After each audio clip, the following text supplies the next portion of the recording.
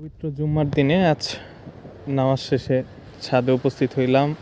ছাদের কি আপডেট সেগুলো আপনাদের কাছে শেয়ার করার জন্য। আজকে সকাল থেকে কিন্তু প্রচণ্ড বাতাস, এবং এই বাতাসের যে দাপট, এই দাপটে ছাদে ওঠার পর আমার বেশ কিছু ছোট ছোট গাছ দেখলাম যে ইয়াতে নিচে পড়ে আছে।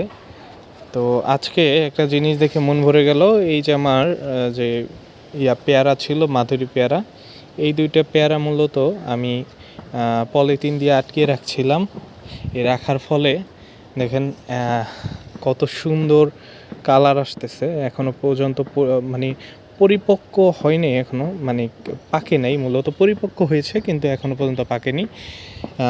এই যে এখন একদিকে যেমন ফল পাকতে শুরু করেছে এক পাশে, অন্যদিকে কিন্তু ছোট ফল আছে, এবং সম্ভবত গতকালকে না তার আগের দিন যেন দেখলাম ফুলও ফুটতেছে। তো আসলে 12 মাসি এই মাধুরী পেয়ারাটা এই যে গত পরশু বা তার আগের দিন এই ফুলগুলো ফুটছে, এবং এই 12 মাসি একটা মাধুরী পেয়ারা বা পেয়ারা গাছ ছাদের জন্য মোটামুটি উপযোগী আমি বলতে পারি, বিশেষ করে এই জাতটা।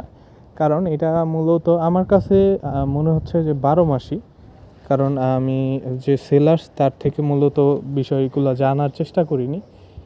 আমার ছাদে আসার পর আমি যে বিষয়গুলো ফলো করলাম, যে একদিকে ফল বড় হচ্ছে, পাকছে, আবার গুটি বাঁধতেছে, অন্যদিকে আবার ফুলও আছে।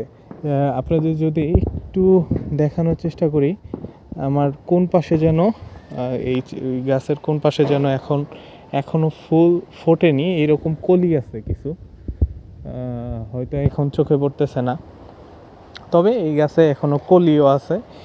এই হচ্ছে আসলে একটা পেয়ারা গাছের যে বিশেষত্ব, সেটি আপনাদের জানাইলাম। আপনারা যারা এই মাছি পোকার সমস্যায় ফেস করতেছেন, তারা এই ধরনের একটা ট্রাপ ব্যবহার করতে পারেন। সেই ক্ষেত্রে গাছের যে ফল সেগুলো কিন্তু ভালো থাকবে। ধন্যবাদ। আসসালামু আলাইকুম।